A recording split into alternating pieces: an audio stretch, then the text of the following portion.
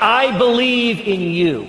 I believe in the power of millions of courageous conservatives rising up to reignite the promise of America. And that is why today I am announcing that I'm running for President of the United States.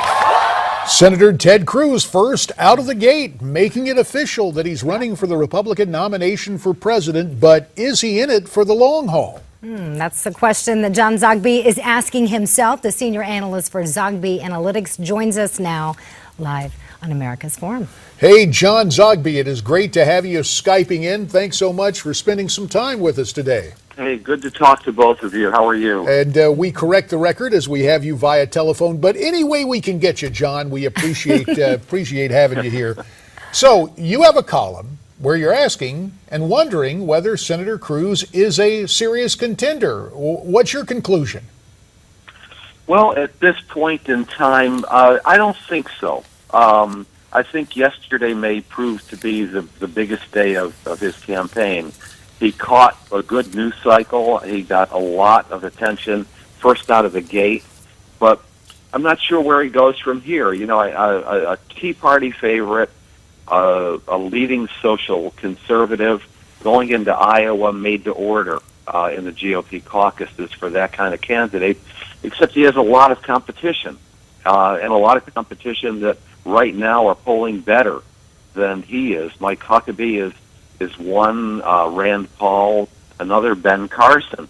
And then there's also Rick Santorum, who, kind of could be a role model in showing that maybe early polls don't matter after all. Rick Santorum went from nowhere and then found his right timing to actually win.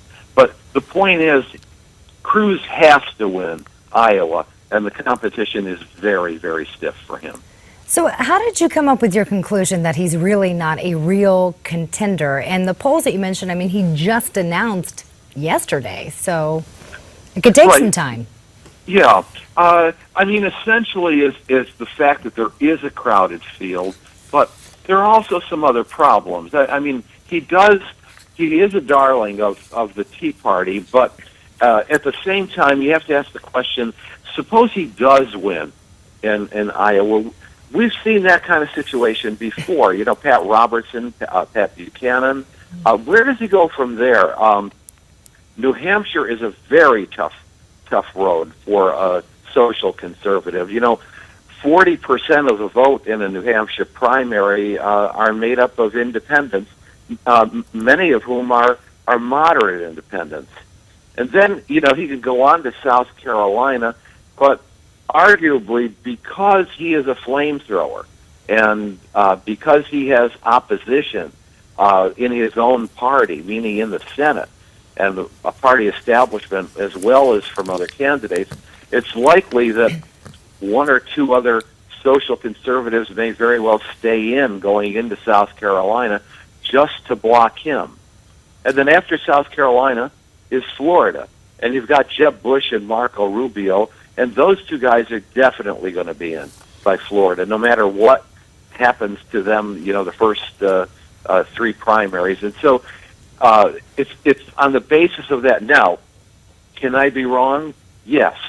I've even tried it a few times. And we should note for the record, not to call it up, but I guess the most famous missed call was, according to your calculations and prognostications, we'd be saying Governor Charlie Crist again in Florida. That did not work out, but we appreciate your candor. We should also note for the record, John Zogby, that in the wake of the 1996 presidential race, when I was serving in Congress, we'd invite you up to talk to you. And I was on the Ways and Means Committee because we appreciated your sampling of public opinion. So we understand the nature of the predictive polling that goes on. I want to ask you something. We talk about crosstabs and likability. Is Ted Cruz challenged? Obviously, he's an intelligent guy, but the quote regular guy, the sit down and have a beer with kind of guy, is that a challenge for him? You know, he has the kind of support from people who are angry.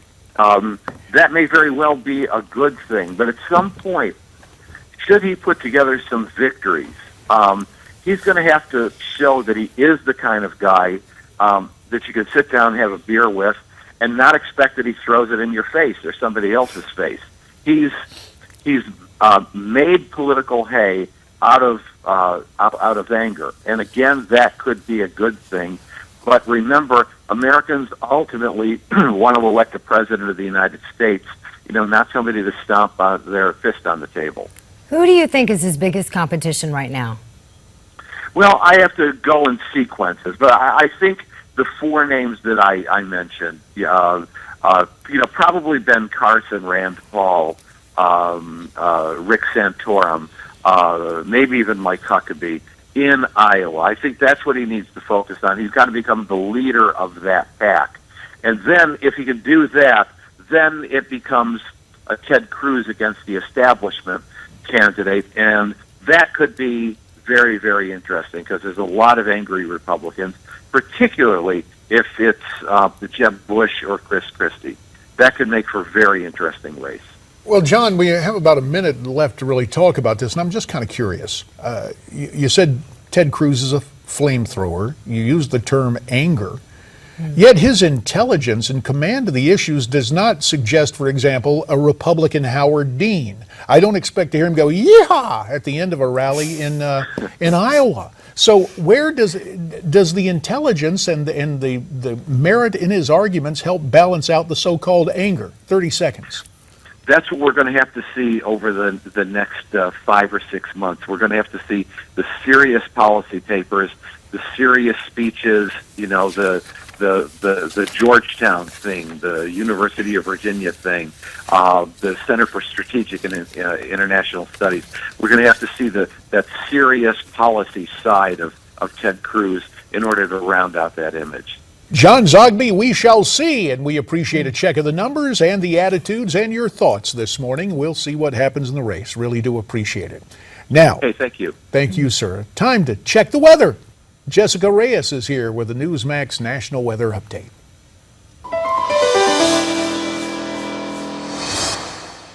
Hi, I'm Jessica Reyes, and here's your weather for your Tuesday. As you can see, we got a system moving by the Ohio Valley. I'll get into that in just a second. But now moving along the Pacific coastline, we're dealing with some rain for today, especially in the parts of Seattle. So make sure and keep those umbrellas handy. Now, let's go ahead and move into the Great Lakes area. As you can see, this boot-shaped system is bringing with it rain, showers, and thunderstorms in some areas. So again, keep those umbrellas handy. And speaking of rain and hail, we're expecting more of that for today, even into this evening, into parts of Springfield, Missouri, and St. Louis as well. Now, meanwhile, by the Gulf of Mexico, warm and humid as we continue throughout our first week of spring. And then for today, by the southeastern portion of the country, we're dealing with some showers. So again, keep those umbrellas around. Here are some of your daytime highs for your Tuesday.